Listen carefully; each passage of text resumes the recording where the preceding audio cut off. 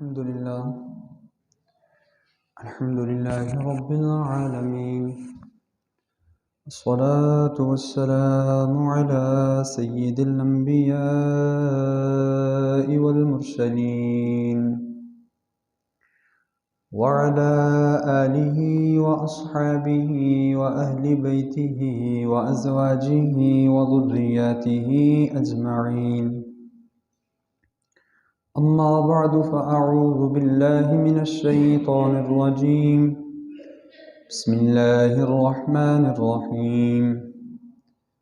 وكلوا واشربوا ولا تسرفوا إنه لا يحب المسرفين. صدق الله مولانا العظيم وبلغنا رسوله النبي الكريم الأمين.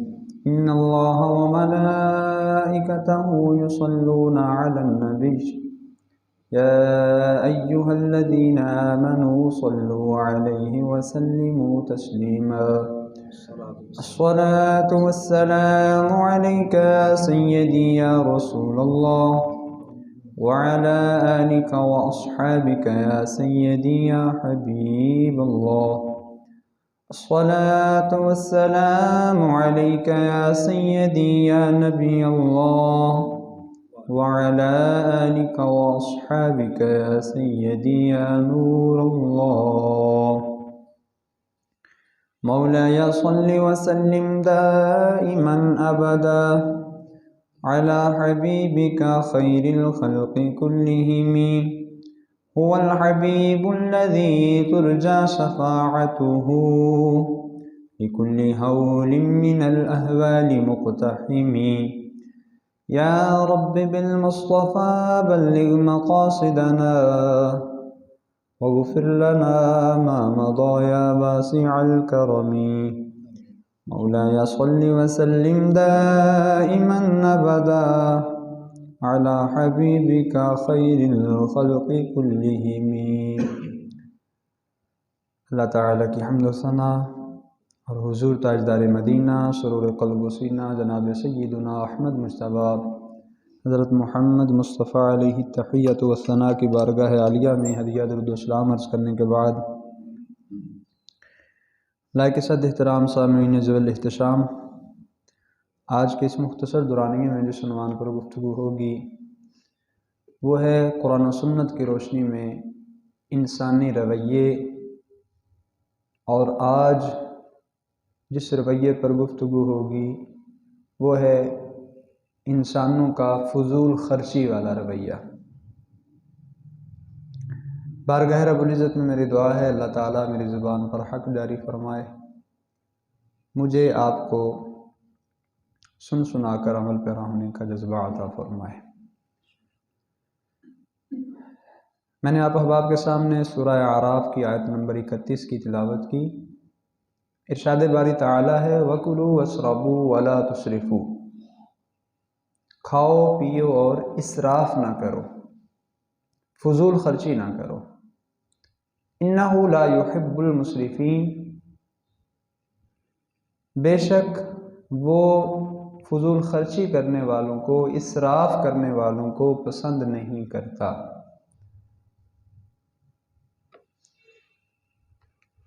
قرآن مجید کے اس مقام کے علاوہ متعدد مقامات پر اللہ تعالیٰ نے اس انسانی رویے کا ذکر فرمایا، اور جہاں جہاں اس کا ذکر ہوا وہیں اس کے نقصان کے پہلو کا بھی ذکر کیا کہ یہ اسراف اور فضول خرچی ایسی چیز ہے جس میں کوئی فائدہ نہیں ہے، جس میں کوئی نفع نہیں ہے، جس میں دینی اور دنیاوی دونوں اعتبارات سے انسان کا نقصان ہی نقصان ہے۔ لیکن آپ اس دور کے اندر سابقہ ادوار میں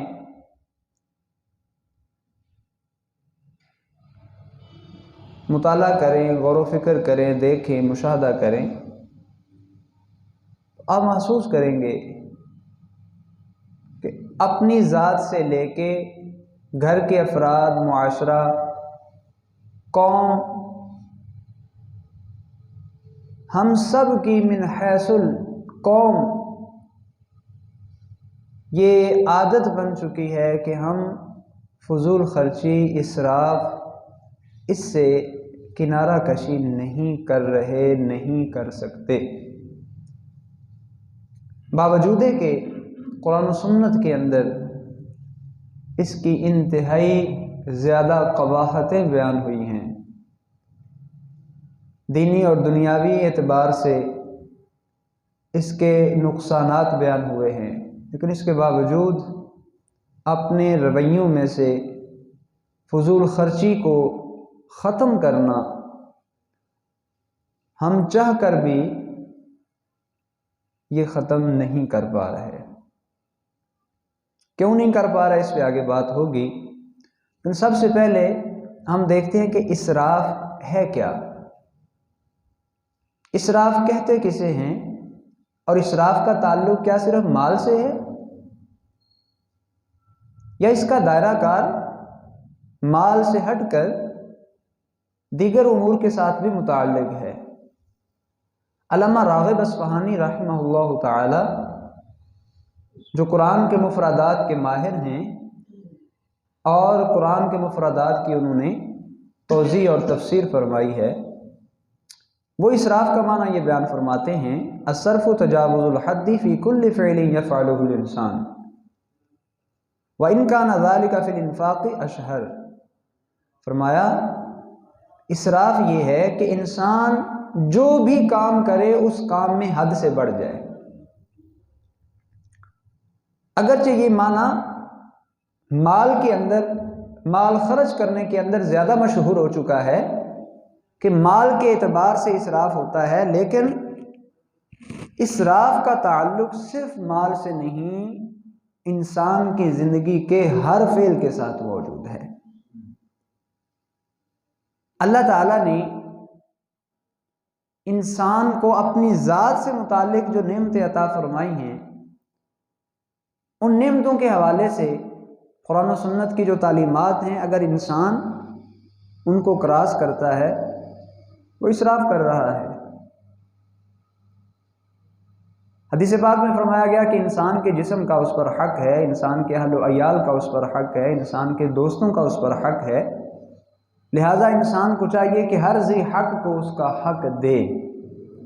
اب جسم کا حق کیا ہے کہ جسم کو جتنے آرام کی ضرورت ہے اسے اتنا آرام دیا جائے۔ اس حدیث پاک کے حوالے سے اگر ہم تقسیم کار کریں تو اپنے اوقات کو 3 حصوں میں تقسیم کر سکتے ہیں، اور وہ تیسرا حصہ جو ہے وہ ہمارے جسم کے آرام کے لیے ہے، یعنی ہمارے جسم کو ایک دن کے اندر بنیادی طور پر اوسط آرام کی جو ضرورت ہوتی ہے وہ کم از کم 8 گھنٹے ہونا چاہیے۔ اگر ہم اپنے جسم کو اتنا آرام نہیں دیتے تو یہ جسم کے ساتھ زیادتی ہوگی، اور اگر ہم جتنا جسم کو آرام چاہیے اس سے زیادہ آرام دیتے ہیں تو یہ اسراف ہوگا۔ 8 گھنٹے آرام ہے، ہم 12 گھنٹے سوئے رہے ہیں، سوتے ہیں اٹھتے ہی نہیں ہیں۔ اور اللہ تعالیٰ نے ہمیں یہ جو اعضاء عطا فرمائے، آنکھیں دیں، ان کے استعمال میں، کانوں کے استعمال میں، ہاتھوں کے استعمال میں، قدموں کے استعمال میں، الغرض ہر چیز کے اندر اسراف کا پہلو موجود ہے۔ اگر ہم ان اعضائے رئیسہ کا استعمال جتنی ضرورت ہے اس سے زیادہ کریں گے تو یہ اسراف ہوگا۔ یہی صورتحال مال کی ہے، یہی صورتحال تجارت کی ہے، یہی صورتحال دیگر اسباب کی ہے۔ تو علامہ راغب اصفہانی رحمہ اللہ تعالیٰ کی اس تعریف کے مطابق اسراف کا تعلق، فضول خرچی کا تعلق، تبذیر کا تعلق صرف مال کے ساتھ نہیں ہے، ہر شعبہ زندگی اور انسان کے ہر کام کے ساتھ ہے۔ مزید اس پہلو کو اگر واضح کیا جائے تو حضرت عبداللہ ابن عباس رضی اللہ تعالیٰ عنہ جو سید المفسرین ہیں، ان کے شاگرد حضرت مجاہد رضی اللہ تعالیٰ عنہ جو مشہور تابعی ہیں، ان کے بقول یوں واضح کرتے ہیں، آپ نے ارشاد فرمایا اگر کوئی شخص ابو قبیس پہاڑ جتنا سونا راہ خدا میں خرچ کر دے، ایسا شخص فضول خرچ نہیں ہوگا، ایسے شخص کو اسراف کرنے والا، فضول خرچی کرنے والا، تبذیر کرنے والا نہیں کہا جائے گا۔ لیکن اگر کوئی شخص ایک سا 4.5 سیر گندم، جو، کھجور وغیرہ یا اتنی مقدار ان چیزوں کی قیمت، فرمایا لو انفقت صاعا فی معصیت اللہ کان اسرافا، اگر اتنا معمولی مال بھی اگر کوئی شخص گناہ کے کام میں خرچ کرے گا، فرمایا یہ اسراف ہوگا، یہ فضول خرچی ہوگی، یہ تبذیر ہوگی۔ تو ایک طرف نیکی کا پہلو، راہ خدا میں خرچ کرنے کا پہلو ہے، اور دوسری طرف گناہ۔ تو راہ خدا میں انسان اپنا سارا مال خرچ کر دے، یہ اسراف نہیں ہے، لیکن اگر گناہ کے کسی معمولی پہلو کے اندر انسان معمولی سا مال بھی خرچ کرے گا تو یہ اسراف ہوگا۔ ضروری نہیں کہ گناہ کے کام میں انسان لاکھوں خرچ کرے تو ہی وہ مسرف کہلائے گا، تو ہی وہ فضول خرچی کرنے والا نہیں۔ اگر کوئی گناہ کے کام میں 1 روپیہ بھی دے رہا ہے، 100 روپیہ بھی خرچ کر رہا ہے، تو وہ فضول خرچی کرنے والا ہے، وہ اسراف کرنے والا ہے۔ حضرت محمد بن کعب رضی اللہ تعالی عنہ، آپ اللہ تعالیٰ کے اس فرمان وَلَا تُسْرِفُوا کی تفسیر یہ فرماتے ہیں الصرف اللہ یعطا فی حق، اسراف کا مطلب، فضول خرچی کا مطلب یہ ہے جہاں دینا تھا وہاں انسان دے ہی نہ، جہاں مال کو خرچ کرنا تھا وہاں خرچ نہ کرے، جہاں حق بنتا تھا اس حق کے اندر سے مال کو روک لینا یہ بھی اسراف ہے، اور نہ حق جگہ دینا یہ اسراف ہے۔ اور حضرت سعید بن مسیب رضی اللہ تعالی عنہ، آپ ولا تسرفوا اس کی تفسیر یہ فرماتے ہیں لا تمنعوا الصدقہ فتقسو، فرماتے ہیں یہ جو اللہ تعالیٰ نے فرمایا کہ اسراف نہ کرو، اس کا مطلب یہ ہے کہ راہ خدا میں خرچ کرنے سے مت رکو، صدقہ کو روکنا نہیں، اگر صدقہ کو روک لو گے تو تمہارے دل سخت ہو جائیں گے اور یہ اسراف ہوگا، یہ فضول خرچی ہوگی، کہ جو راہ خدا میں خرچ نہیں کر رہا وہ اسراف کا مرتکب ہو رہا ہے۔ اور حضرت عون بن عبداللہ رضی اللہ تعالیٰ عنہ وہ وَلَا تُسْرِفُوا إِنَّهُ لَا يُحِبُّ الْمُسْرِفِينَ اس کی تفسیر یہ فرماتے ہیں الَّذِي يَأْكُلُ مَالَ غَيْرِهِ، اسراف کرنے والا وہ ہے جو دوسروں کا مال کھاتا ہے۔ اس دوسروں کے مال کے کھانے کی بڑی لمبی چوڑی تشریح اور وضاحت ہے، مختصر یہ، ہمارے ادارے، ہمارے کاروبار، اگر ان میں کمائی کا ایسا پہلو سامنے آتا ہے جس کا قرآن و سنت کی حدود سے تعلق نہیں، اور ان حدود کو تجاوز کر کے مال کمایا جا رہا ہے، جیسے رشوت کا پہلو ہے، جیسے جھوٹی گواہی کی صورت میں پیسے لینے کا پہلو ہے،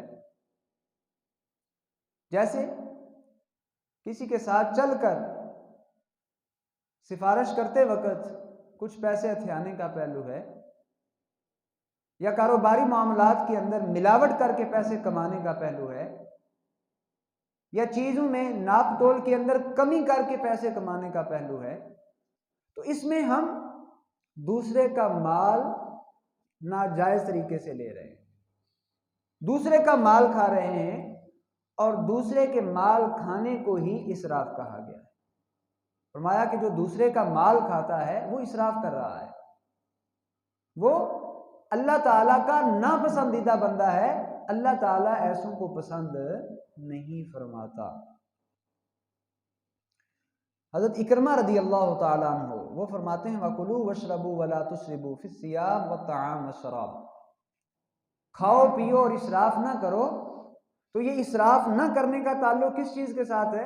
انہوں نے اس کو مخصوص کیا، فرمایا یہ اسراف کپڑوں میں ہوتا ہے، اسراف کھانے میں ہوتا ہے، اسراف پینے میں ہوتا ہے، کہ انسان ان چیزوں کو جب اپنی ضرورت سے بڑھ کر استعمال کرتا ہے، لیتا ہے، کھاتا ہے، تو یہ کیا ہوگا؟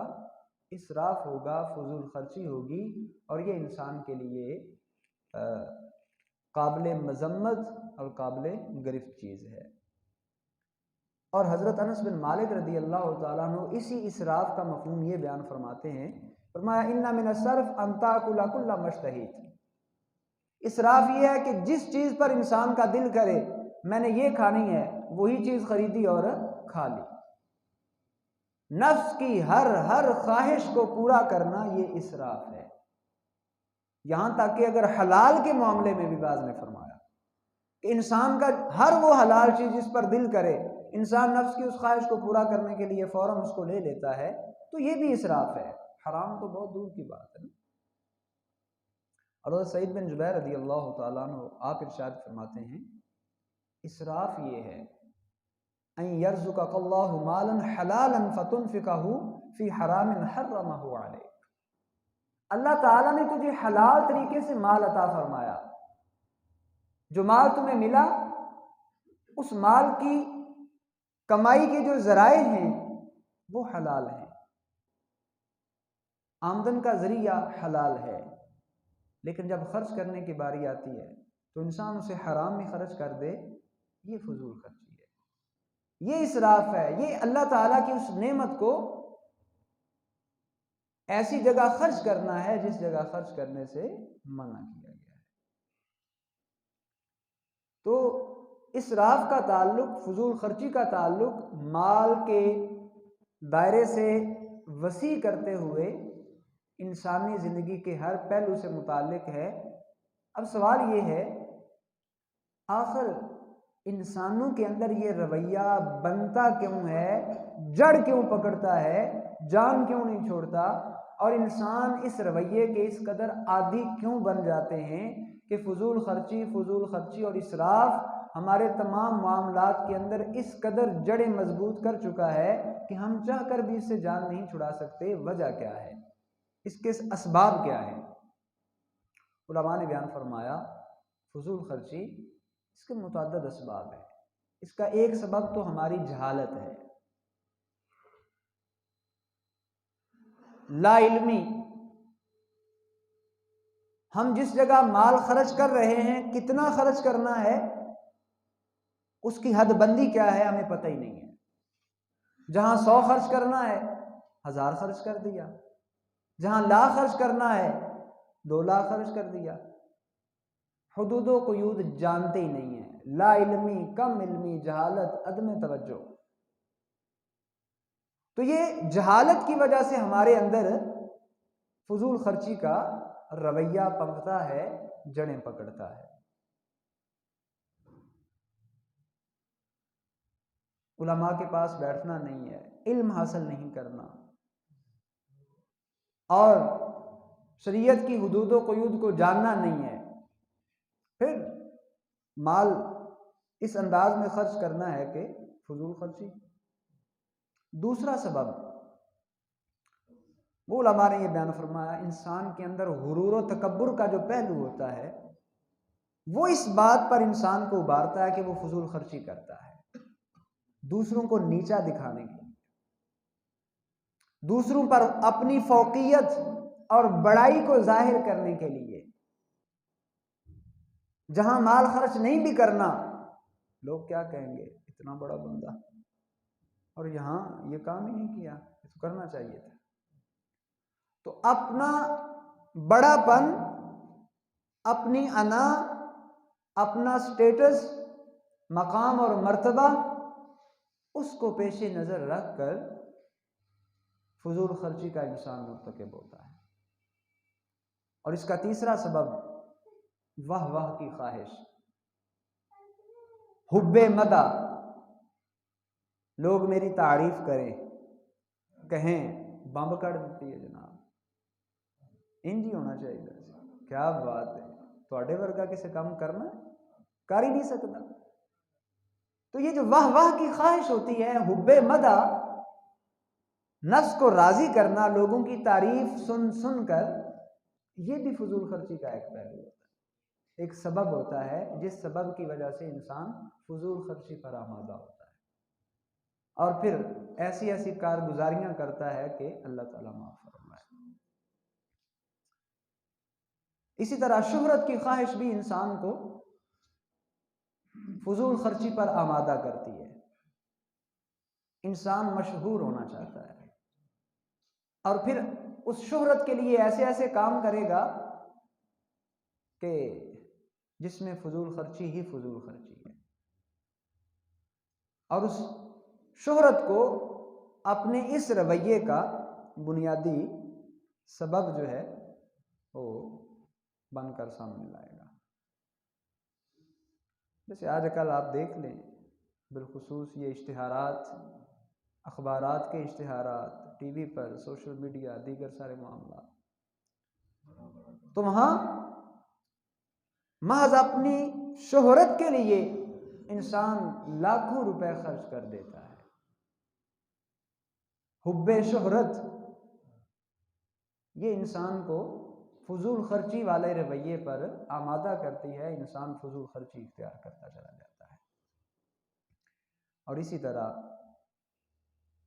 لاپرواہی، ایک پہلو لاپرواہی بھی ہوتا ہے، غفلت اور لاپرواہی۔ انسان کو یہ تو پتا ہے کہ اس کام میں اسراف اور فضول خرچی ہے، یہ اسراف اور یہ فضول خرچی ہے، لیکن انسان لاپرواہی برتتا ہے، غفلت کا مرتکب ہوتا ہے۔ جیسے وضو کرتے وقت ہماری توجہ ادھر ادھر ہو جائے، ہاتھ میں مسواک پکڑی ہوئی ہے، دانتوں پر مسواک مل رہے ہیں اور ادھر سے ٹوٹی کھلی ہوئی ہے، توجہ مسواک کی طرف ہو گئی اور انسان اس بات سے غافل ہو گیا کہ اس کو بھی بند کرنا تھا۔ گھر کے اندر ایک لائٹ کی ضرورت ہے، 10 جل رہی ہیں، ایک پنکھے کی ضرورت ہے، 2 3 چل رہے ہیں۔ دفتر کے اندر بالخصوص وہ جگہیں جن کا تعلق انسان کے اپنے مال کے ساتھ کم، دوسروں کے مال کے ساتھ زیادہ ہوتا ہے، وہاں یہ اسراف کا پہلو بڑھ جاتا ہے۔ اداروں کے اندر ضرورت ہی نہیں ہے، لائٹیں جل رہی ہیں، پنکھے چل رہے ہیں، اے سی چل رہے ہیں، کوئی آنے جانے والا ہے نہیں ہے۔ آپ بینکوں کی یہ ATM مشینوں کا معاملہ دیکھ لیں، کوئی ہے نہیں ہے، اے سی چلتا رہے گا، چلتے ہی رہنا ہے، اور وہ پیسہ کہاں سے نکلتا ہے؟ عوام سے نکلتا ہے۔ تو یہ غفلت، لاپرواہی، یہ ایک بنیادی عنصر ہے، ایک بنیادی سبب ہے جس کی وجہ سے انسانوں کے اندر فضول خرچی کا رویہ بڑھتا چلا جاتا ہے۔ تو یہ میں نے چند ایک اسباب آپ کے سامنے ذکر کیے جن کی وجہ سے ہمارے اندر فضول خرچی کا جو رویہ ہے وہ اپنی جڑیں مضبوط کرتا ہے اور ہم چاہ کر بھی اس سے جان نہیں چھڑا سکتے۔ اجمالی طور پر میں پھر ان کا ذکر کر دیتا ہوں۔ جہالت ہے، غرور اور تکبر ہوتا ہے، حب مدح، حب شہرت کی خواہش ہوتی ہے، اور اسی طرح غفلت اور لاپرواہی ہوتی ہے۔ اب اس رویے کے نقصانات کیا ہیں؟ ہمارے زندگی کے روٹین کے معاملات کے اندر یہ جو فضول خرچی کا رویہ ہے جس کو قرآن و سنت نے بیان کیا ہے، انسانوں کا عمومی رویہ ہے، اس کے دینی دنیاوی کیا نقصانات ہیں؟ آئیں قرآن و سنت کی روشنی میں جانتے ہیں۔ سب سے پہلا نقصان تو یہ کہ جو فضول خرچ ہوتا ہے وہ اللہ تعالیٰ کی محبت سے محروم ہو جاتا ہے۔ ایسا بندہ اللہ تعالیٰ کا ناپسندیدہ بندہ ہوتا ہے، وہ اس کے محبوب بندوں کی صف سے نکل جاتا ہے جو فضول خرچ ہوتا ہے۔ ارشاد فرمایا وَكُلُوا وَاشْرَبُوا وَلَا تُسْرِفُوا إِنَّهُ لَا يُحِبُّ الْمُسْرِفِينَ، کھاؤ پیو لیکن فضول خرچی نہ کرو۔ اللہ تعالیٰ فضول خرچی کرنے والوں کو پسند نہیں کرتا، ان سے محبت نہیں فرماتا۔ تو یہ پہلا نقصان۔ اب جس سے اللہ محبت نہ کرے اس کا زندگی کا کوئی مقصد باقی رہ گیا؟ دنیا کے اندر آنے کا کوئی مقصد باقی رہ گیا؟ حالانکہ اصل مقصد تو اللہ کی رضا اور اس کی محبت ہی ہے۔ اور جب اللہ تعالیٰ ہی ناراض ہو گیا، اللہ تعالیٰ نے ہی اس انسان سے یہ فرما دیا کہ وہ اس کا ناپسندیدہ انسان ہے، پلے کیا رہ گیا؟ کس کھاتے میں جائے گا؟ فضول خرچی کا دوسرا نقصان ہمارا یہ جو رویہ ہے، ایسا شخص تنگ دستی میں مبتلا ہو جاتا ہے۔ فضول خرچی کرنے والا، قناعت اور میانہ روی کا دامن چھوڑنے والا، وہ بالآخر آسودہ حال نہیں رہتا، اس کا انجام کار کیا ہوتا ہے؟ تنگ دستی۔ رسول اللہ صلی اللہ علیہ وسلم نے ارشاد فرمایا، جو اللہ کے لیے جھک جاتا ہے اللہ تعالیٰ اسے بلندی عطا فرماتا ہے، جو تکبر اختیار کرتا ہے اللہ اسے رسوا کر دیتا ہے، جو میانہ روی اختیار کرتا ہے اللہ تعالیٰ اسے غنی اور مالدار فرما دیتا ہے، لیکن جو فضول خرچی کرتا ہے فرمایا اللہ تعالیٰ اسے تنگ دست کر دیتا ہے۔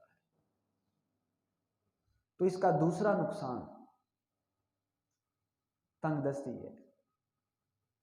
میرے استاذ محترم چند دن پہلے ان کا ایک چھوٹا سا کلپ سنا، شیخ الحدیث امیر المجاہدین حافظ خادم حسین رضوی رحمہ اللہ تعالی بیان فرما رہے تھے کہ ان کا کوئی جاننے والا بندہ ایک وقت ایسا تھا کہ وہ اپنی اولاد کے لیے پیمپر بھی باہر سے منگوایا کرتا تھا۔ بچوں کو پیمپر لگائے جاتے ہیں وہ بھی باہر سے منگوایا کرتا تھا، اس کے کپڑے وغیرہ، جوتے وغیرہ، خاندان کے اپنے ساری چیزیں باہر سے آتی تھیں۔ اور ایک وقت ایسا بھی آیا کہ وہ بندہ کوڑی کوڑی کا محتاج حتیٰ کہ مانگ کر کھاتا تھا۔ ایسی صورتحال بن گئی۔ اور آپ نے اپنی زندگی کے اندر ایک نہیں دو نہیں غور کریں گے تو آپ کو ایسی بیسیوں مثالیں ملیں گی کہ جو لوگ فضول خرچی کرتے ہیں بالآخر انجام کار یہی ہوتا ہے جو نبی صادق و امین صلی اللہ علیہ وسلم کی زبان اقدس سے جاری ہوا ہے کہ فضول خرچ کا انجام کیا ہوتا ہے؟ تنگ دستی۔ پھر وہ فراخ دست نہیں رہتا، آسودہ حال نہیں رہتا، حالات وہ نہیں رہتے، نتیجہ اللہ تعالیٰ کی اس نعمت کی ناشکری کا نتیجہ بالآخر سب کچھ ختم ہو جانے کی صورت میں ظاہر ہوتا ہے۔ اس کا تیسرا نقصان، یہ جو فضول خرچی کا رویہ ہے، تیسرا نقصان قرآن مجید میں یہ بیان ہوا، ان المبذرین کانوا اخوان الشیاطین وکان الشیطان لربہ کفورا۔ فضول خرچی کرنے والے یہ شیطان کے بھائی ہیں، اور شیطان اپنے رب کی نعمتوں کا ناشکرا ہے، کافر ہے۔ اب انسان کو جو فضول خرچی کرتا ہے کس کے ساتھ کھڑا کیا گیا؟ شیطان کے ساتھ۔ بھائی کون بن گیا؟ شیطان۔ اور شیطان کا ٹھکانہ جو بارگاہ رب العزت سے روندا ہوا اور جس کا ٹھکانہ جہنم، تو انسان خود غور کر لے کہ میں کہاں جا رہا ہوں، میں اپنے اس رویے کی وجہ سے کس کا ساتھی اور کس کا بھائی بن رہا ہوں۔ کسی مسلمان کا تو نہیں فرمایا، شیطان کا فرمایا۔ اور وہ شیطان جس کے بارے میں قرآن نے متعدد مقامات پر فرمایا لا تتبعوا خطوات الشیطان، اس کے قدموں کی پیروی مت کرنا، اس کے پیچھے نہیں چلنا۔ تو یہ شیطانی رویہ ہے، شیطان انسان کو فضول خرچی کی طرف لے کے جاتا ہے۔ اور اس کا چوتھا نقصان، انسان ہدایت سے محروم ہو جاتا ہے۔ جو اسراف کرتا ہے، فضول خرچی کرتا ہے، اللہ تعالیٰ نے ارشاد فرمایا ان اللہ لا یہدی من ہوا مسرف کذاب۔ جو اسراف کرنے والا ہے، جھوٹا شخص ہے، کذاب ہے، اللہ تعالیٰ ایسے کو ہدایت نہیں دیتا۔ ایسا شخص ہدایت سے محروم ہو جاتا ہے۔ یہ اس کے مختلف نقصانات ہیں۔ اور اس کا ایک اور نقصان، ایسے شخص کا تعلق فرعون کی جماعت سے بن جاتا ہے۔ قرآن نے فرمایا وَإِنَّ فِرْعَوْنَ لَعَالٍ فِي الْأَرْضِ وَإِنَّهُ لَمِنَ الْمُسْرِفِينَ۔ فرعون خود کو دنیا میں بڑا سمجھتا تھا اور فرعون اسراف کرنے والوں میں سے، اور جو اسراف کرتا ہے وہ اسی کا ساتھی ہے۔ کون فرعون؟ جس کو اللہ تعالیٰ نے دنیا کے اندر نشان عبرت بنایا، آج بھی وہ دنیا کے لیے عبرت کا نشان ہے۔ تو جو اسراف کرنے والے ہیں وہ بھی اسی گروہ کا حصہ ہیں۔ اور ایک اور نقصان جس کو قرآن نے بیان فرمایا وَأَنَّ الْمُسْرِفِينَ هُمْ أَصْحَابُ النَّارِ، فضول خرچی کرنے والوں کا ٹھکانہ جہنم ہے، وہ جہنمی لوگ ہیں۔ اب آپ اس کے دینی نقصانات بھی دیکھ لیں، دنیاوی نقصانات بھی دیکھ لیں، اخروی بھی دیکھ لیں۔ دنیاوی کیا نقصان ہے؟ جو مال تھا وہ بالآخر چلا جاتا ہے۔ دینی کیا نقصان ہے؟ انسان اللہ تعالیٰ کی محبت سے محروم، شیطان کا بھائی بن گیا۔ اور اخروی کیا نقصان ہے؟ انسان کا ٹھکانہ جہنم ٹھہرا۔ اب وہ زندگی جس نے ہمیشہ رہنا ہے، جس کے بارے میں قرآن نے بار بار فرمایا ہم فیہا خالدون، ہم فیہا خالدون، یہاں تو زندگی عارضی ہے، اس زندگی کے بارے میں تو فرمایا وَمَا الْحَيَاةُ الدُّنْيَا إِلَّا مَتَاعُ الْغُرُورِ، یہ دنیا کی زندگی دھوکے کا سامان ہے اور یہ چند دن کی زندگی ہے، لیکن اس زندگی کے بارے میں فرمایا وہاں ہمیشہ رہنا ہے۔ تو کیا ایک عقل مند شخص جس نے ایک جگہ ہمیشہ رہنا ہے، اس ہمیشہ رہنے والی جگہ کے لیے انسان یہ جو چند دن کی زندگی ہے، اس زندگی کے اندر ایسا کام کیوں کرے کہ یہ زندگی بھی خراب ہو جائے اور اگلی زندگی بھی خراب ہو جائے؟ اب سوال یہ ہے اس کا حل کیا ہے؟ ہم فضول خرچی سے، ہمارا یہ جو فضول خرچی والا رویہ ہے، اس رویے سے جان کیسے چھڑا سکتے ہیں؟ بچ کیسے سکتے ہیں؟ کیا کرنا چاہیے؟ تو قرآن نے متعدد مقامات پر اپنے بندوں کی، اللہ کے بندوں کی صفات کا بیان فرمایا ہے۔ ان مقامات کا مطالعہ کیا جائے، ان کو پڑھا جائے تو یقیناً انسان کے اندر فضول خرچی سے بچنے کا جذبہ وہ پیدا ہونا شروع ہو جائے گا، اور آہستہ آہستہ یہ فضول خرچی والا جو پہلو ہے یہ ختم ہوتا چلا جائے گا۔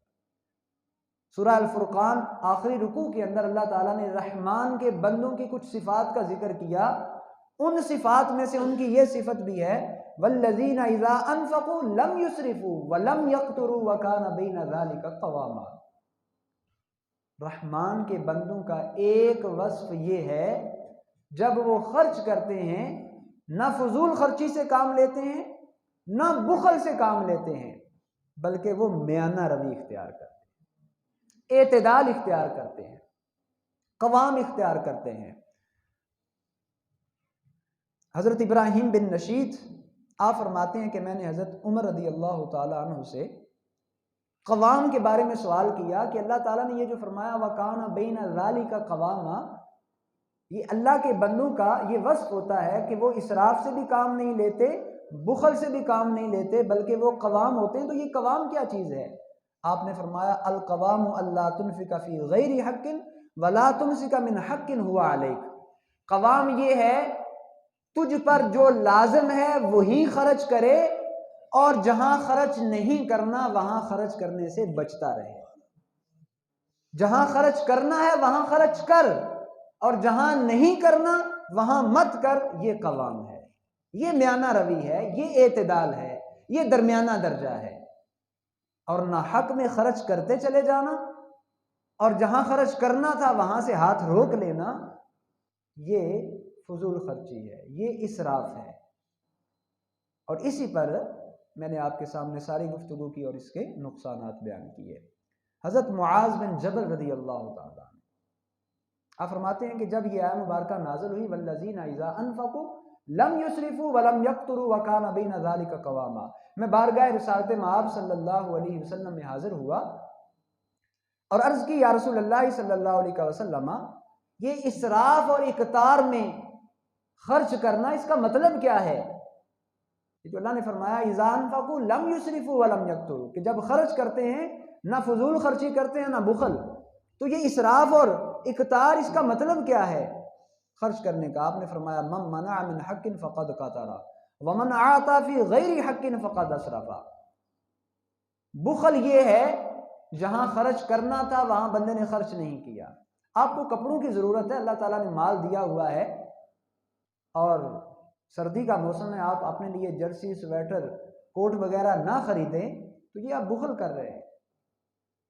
جسم کو جس لباس کی ضرورت ہے اللہ نے مال بھی دیا ہوا ہے، مال ہونے کے باوجود اپنے اس جسم کی حفاظت کے لیے آپ مال خرچ نہیں کرتے تو یہ بخل ہے، یہ اقتار ہے. اور فرمایا اسراف یہ ہے کہ اللہ تعالیٰ نے جو آپ کو مال دیا جہاں خرچ نہیں کرنا تھا وہاں آپ خرچ کر گزرے. آپ شادی بیاہ کے موقعوں کو دیکھ لیں، توجہ کر کے دیکھ لیں. رسول اللہ صلی اللہ علیہ وسلم نے 11 شادیاں فرمائیں. صحابہ کرام خلفائے راشدین آپ دیکھ لیں، تمام کی متعدد شادیاں ہیں. پوری سیرت کی کتابوں کو اٹھا کے دیکھ لیں. ہمارے ہاں جو شادی بیاہ کے موقع پر رسم اور رواج کے نام پر فضول خرچی کا جو بازار گرم ہے، اس کی کوئی مثال کوئی نظیر قرن اول کے اندر موجود ہے. سیدہ فاطمہ الزہرا رضی اللہ تعالیٰ عنہ کا نکاح سیدنا علی المرتضیٰ شیر خدا رضی اللہ تعالیٰ عنہ سے ہوتا ہے تو کس سادگی سے ہوتا ہے. حضور علیہ الصلوۃ والسلام نے جو نکاح کیے کس سادگی سے ہوتے ہیں. وہاں کوئی جہیز کا لمبا چوڑا سامان، وہاں کوئی 20 30 40 50 جوڑے، وہاں کو سونے کے زیورات کی بھرمار، وہاں لہنگے کرتے اور شیروانیوں کی بھرمار. ایسا کچھ بھی نہیں تھا. منگنی کی رسم اور رواج کے موقع پر لوگ لاکھوں خرچ کر دیتے ہیں. اتنا خرچ منگنی پہ ہو جاتا ہے کہ پھر شادی کے لیے سال 2 سال انتظار کرنا پڑتا ہے. اور اکثر ایسا ہو رہا ہے کہ ہماری شادیاں بالخصوص درمیانہ طبقہ، ان کی شادیاں اس انداز میں ہو رہی ہیں کہ انہیں ضرور قرض لے کے شادی کرنی پڑتی ہے، جہاں مال خرچ کرنے کی ضرورت ہی نہیں ہے، جہاں شریعت نے حکم دیے ہی نہیں ہے، جہاں شریعت کے اندر ایسی کوئی نظیر موجود ہی نہیں ہے. ہم نے کیا کیا؟ وہ ایک سنت امر کو اس قدر مشکل بنا دیا کہ بے حیائی نے جڑیں پکڑ لی. بے حیائی اس قدر عام ہو گئی. اللہ تعالیٰ محفوظ فرمائے. ضرورت اس امر کی ہے کہ ہمارا نوجوان وہ سادگی کے ساتھ شادی کرنے کا خود ذہن بنائے. بچیوں والے بیچارے مجبور ہیں ان رسومات اور رواجوں کے ہاتھوں. اللہ تعالیٰ ہمارے نوجوانوں کو یہ غیرت دینی عطا فرمائے.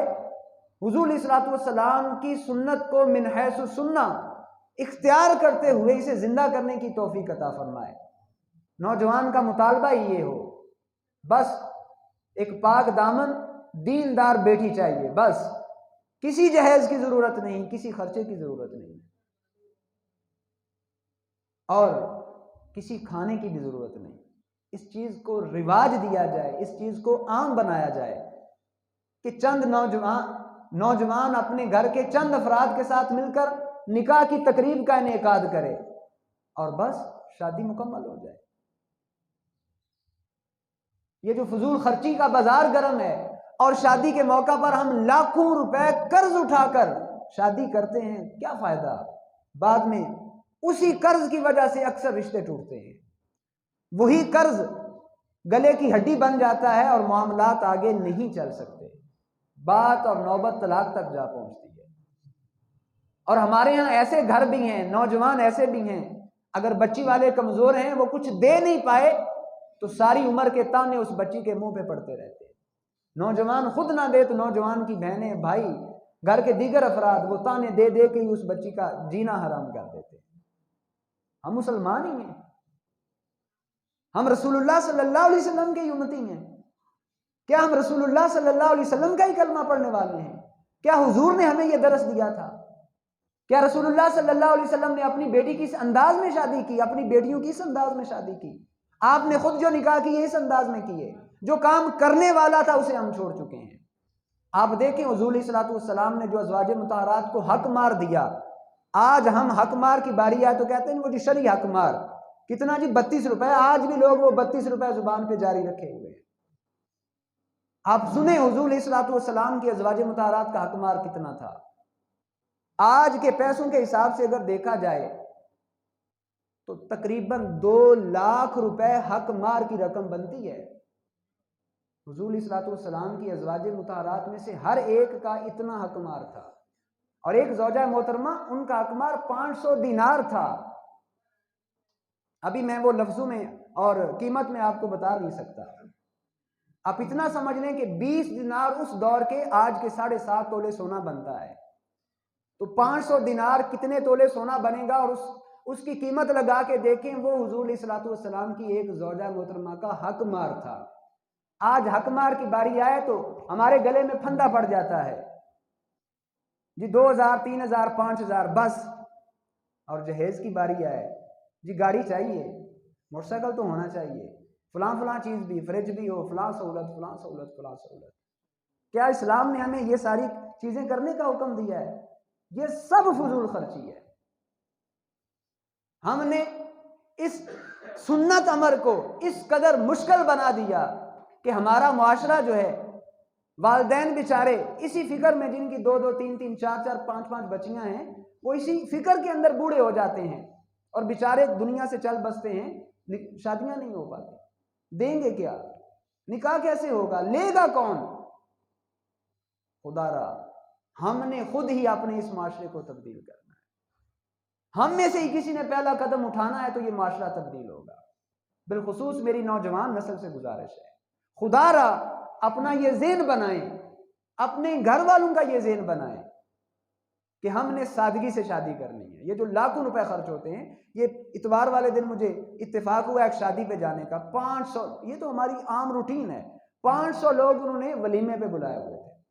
کیا ضرورت اتنے لوگوں کو بلانے کی؟ بعد میں پتا چلا وہ 10-11 لاکھ روپے قرض اٹھا کے انہوں نے شادی کی ہے۔ ایسی شادی کی ضرورت کیا ہے کہ انسان ساری عمر بعد میں پستا رہے؟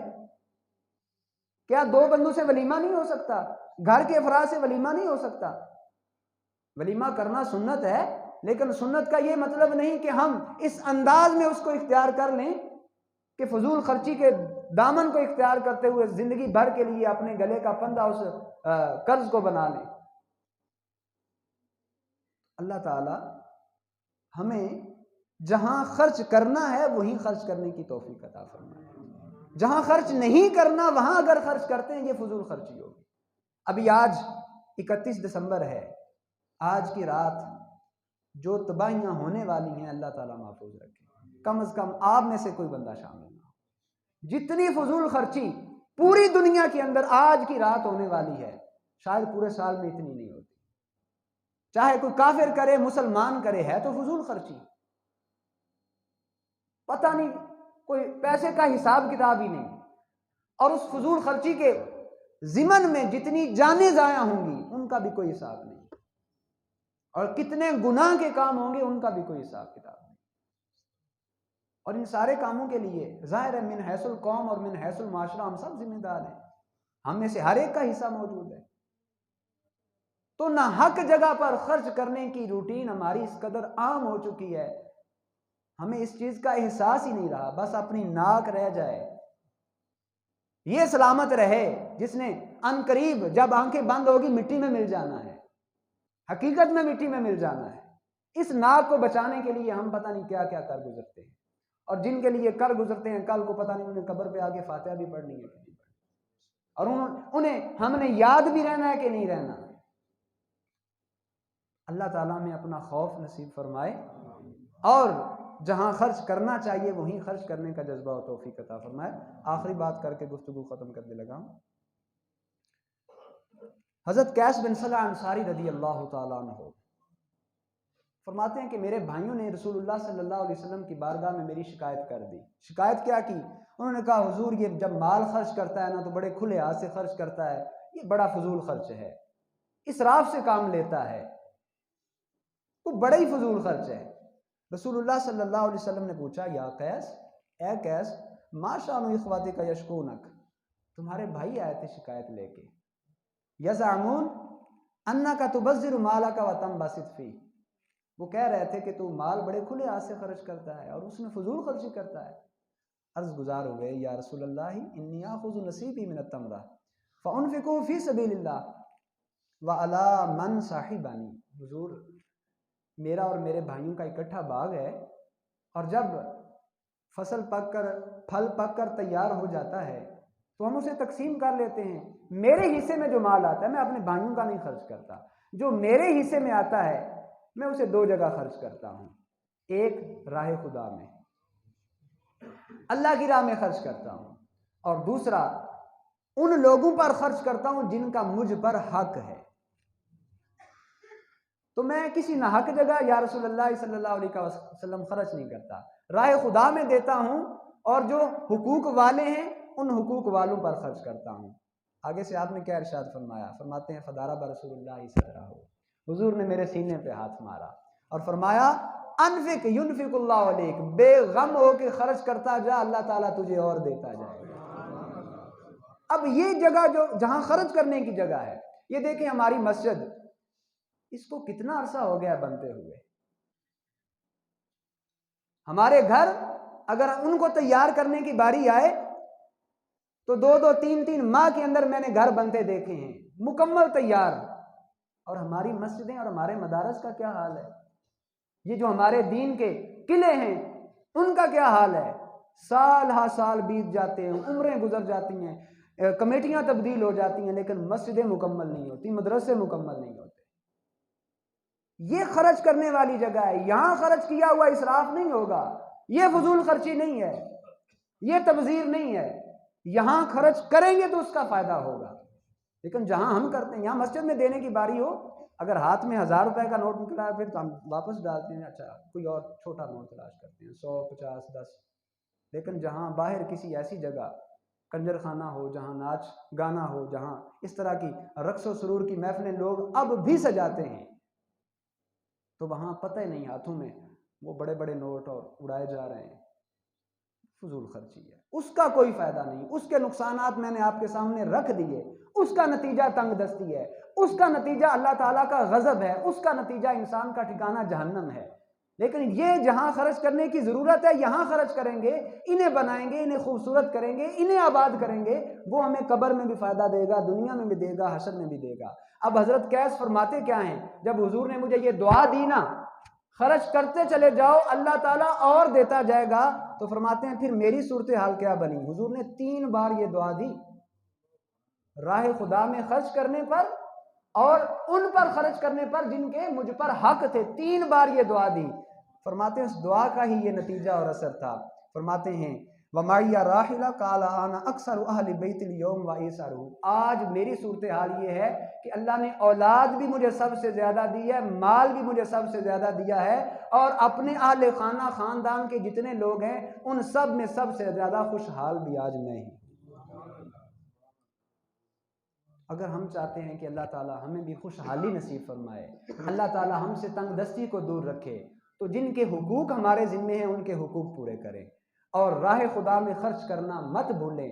صرف زکوٰۃ ہی فرض نہیں ہے، صدقہ فطر ہی فرض نہیں ہے، اور دیگر چیزیں ہی، ہمارے ذمے جو انسانوں کے حقوق ہیں، جو اللہ کے حقوق ہیں، ان کو پورا کرنے کے ساتھ ساتھ کچھ نفلی صدقہ بھی نکالتے رہیں، تو اللہ تعالیٰ دنیا و آخرت کی پریشانیوں سے بھی محفوظ رکھے گا، رزق کے اندر اضافہ بھی ہوگا، اور یہ جو فضول خرچی کی عادت ہے اللہ تعالیٰ اس سے بھی نجات عطا فرمائے گا۔ بارگاہ رب العزت میں دعا ہے کہ اللہ تعالیٰ ہمیں فضول خرچی کے رویے سے محفوظ رکھے، ہمیں اپنی دنیا و آخرت کو بہتر بنانے کی توفیق عطا فرمائے، آمین۔